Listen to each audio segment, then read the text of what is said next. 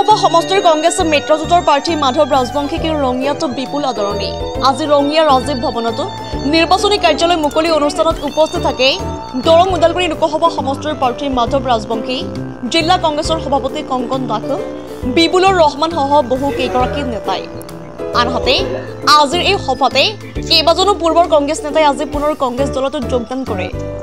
অসম জাতীয় পৰিষদ CPM সহ কেইবাটাও বিৰোধী দলৰ নেতাই অংশগ্ৰহণ কৰে। সভাতে বিজেপি দলক তীব্ৰ সমালোচনা কৰি মাধৱ ৰাজবংশীয়ে কয় যে বিজেপি দলে ভাৰতৰ সম্পদসমূহ বিক্ৰী কৰি দেশ চলাই আছে। সাংসদ দিলীপ শইকীয়াই সংসদত কিয় উপস্থিত থাকে ক'লে প্ৰাৰ্থীগৰাকীয়ে চহী কৰিলে টকা পায়, সেইকাৰণে চহী মাৰিবলৈ দিলীপ শইকীয়াই উপস্থিত থাকে বুলি কটাক্ষ কৰে। ইফালে গণতন্ত্ৰৰ চতুৰ্থ স্তম্ভ সংবাদ মাধ্যমক বিক্ৰী হোৱা বুলিও বিৰূপ মন্তব্য কৰে দৰং ওদালগুৰিৰ সমষ্টিৰ প্ৰাৰ্থী মাধৱ ৰাজবংশীয়ে। ৰঙিয়াৰ পৰা ৰঞ্জন কলিতাৰ ৰিপৰ্ট ইছা 24x7। কিয় হ'ব পাৰিছে, কি কৰিছে দেশখনত বিজেপি চৰকাৰে আজিৰ তাৰিখত 20 বছৰ মঙলদৈ লোকসভা সমষ্টি বিজেপিৰ দখলত আছে। কওক আপোনালোকে কি কৰিছে এই 20 বছৰত এই মঙলদৈ লোকসভা সমষ্টিটো? আমিতো অন্য কৰিব নোৱাৰিলেও ৰঙিয়াৰ বহু বছৰ আন্দোলন কৰি থকা ৰঙিয়া ডিভিজনৰ আন্দোলনটো সামৰি মাৰিছে। এইটোতো সমাধান হৈছে। নলবাৰীত এটা ব্লাড বেংক, মঙলদৈত এটা ব্লাড বেংক হৈছিল। তেতিয়া আমি টকা পাইছিলোঁ কিমান? 1 কোটি টকা। এতিয়া টকা পাই কিমান? MPL পাই 5 কোটি, ডলাৰৰ পৰা পাই 5 কোটি, 10 কোটি টকা MP এটাই।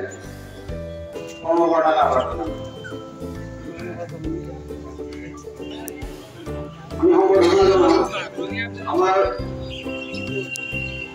অসম প্ৰদেশ কংগ্ৰেছ সমিতিৰ সন্মানীয় সম্পাদক মাননীয় শাহজাহান আলী ডাঙৰীয়া, তেখেতক টকাৰ বন্ধুসকল,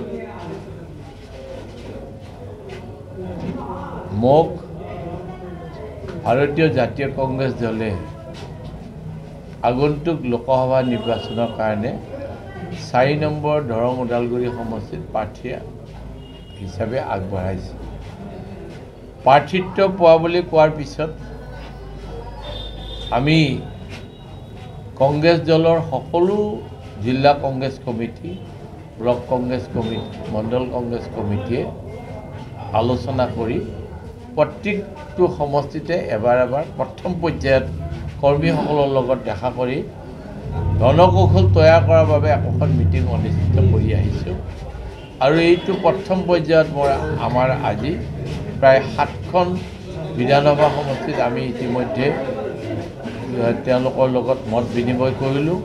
আজি ৰঙিয়া বিধানসভা সমষ্টিত আছিল, কাইলৈ আপোনাৰ হেৰিত আছে, ৰবিবাৰ, কাইলৈ কোনো হেৰি নাই,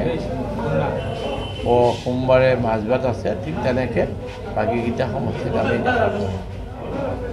এই ভ্ৰমণৰ কালত মই দেখিছোঁ সকলো সমষ্টিৰ বাসিন্দাই জাতি, ধৰ্ম, বৰ্ণ নিৰ্বিশেষে সকলোৱে আন্তৰিকতাৰে আমাক হেৰি কৰিছে, আদৰিছে, মৰম দিছে আৰু সকলো ক্ষেত্ৰতে সহায় কৰিম বুলি প্ৰত্যেকগৰাকী নাগৰিকে আমি যিবিলাকৰ লগত সম্পৰ্ক কৰিছোঁ সেইবিলাকে বক্তব্য আগবঢ়াইছে।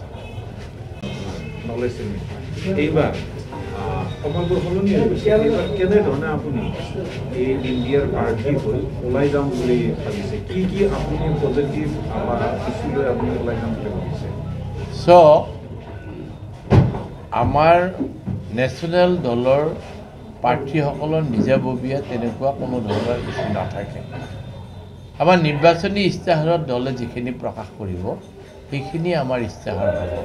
তাৰ ওপৰত আমাৰ প্ৰাক্তন সভাপতি নিখিল ভাৰত কংগ্ৰেছ কমিটিৰ সভাপতিগৰাকীয়ে যি 4-5টা ন্যায়ৰ কথা উলিয়াইছে, এই ন্যায়কেইটাক ৰাইজৰ মাজত প্ৰতিষ্ঠা কৰিবলৈ মই যত্ন কৰিম। আৰু নিজাববীয়াকৈ আজিৰ তাৰিখত ভয়ানক সমস্যা যিটো হৈছে, যে নিবনুৱাৰ সমস্যা যিটো হৈছে, বিজেপি চৰকাৰ দিনত লক্ষ লক্ষ নিবনুৱাই নাম পঞ্জীয়ন কৰি ঘৰত বহি থাকি BA পাছ কৰা ল'ৰাই গৈ কৰ্ণাটকত হাজিৰা কৰিব লগা এটা অৱস্থা হৈছে। ইয়াৰ এটা আশু সমাধান কৰিবৰ কাৰণে মই পৰিকল্পনা এটা কৰিম যদি সুবিধা পাওঁ। আৰু স্বাস্থ্য খণ্ডত আজি যিটো দুৰৱস্থা হৈছে যে প্ৰত্যেকগৰাকী ডাক্তৰে চিভিলতে যাওক বা য'তে নাযাওক খুব দীঘল প্ৰেছক্ৰিপশ্যন এখন লিখি পঠিয়াই দিয়ে। এই ঔষধৰ দাম আমাৰ জীৱন নিবাৰণী ঔষধৰ দাম এতিয়া প্ৰায় 10% বঢ়াই দিলে, বহুত বঢ়ালে। এই ঔষধ কিনি খাব নোৱাৰা ৰোগীবিলাকৰ কি অৱস্থা হ'ব এই চৰকাৰ দিনত আজিলৈকে কোনেও ভবা নাই। মেডিকেল কলেজ বহুত হৈছে, কিন্তু তাত প্ৰফেচৰ নাই, তাত যন্ত্ৰ নাই, কোনো সা সৰঞ্জাম নাই, চিকিৎসা নাই, খালি বিল্ডিংবিলাক ঠিকাদাৰৰ হতুৱাই বনাইছে। গাঁৱৰ হস্পিটেলবিলাকত ঔষধ নাই, গাঁৱৰ ডাক্তৰে কোনো ঔষধ দিব নোৱাৰে, হস্পিটেলৰ পৰা প্ৰেছক্ৰিপশ্যন লিখি পঠাই দিয়ে। মই চিকিৎসা বিভাগটো, স্বাস্থ্য বিভাগটোৰ ওপৰত গুৰুত্ব দিম বুলি মই মনতে সংকল্প লৈছোঁ। কি কৰিব, কেনেকৈ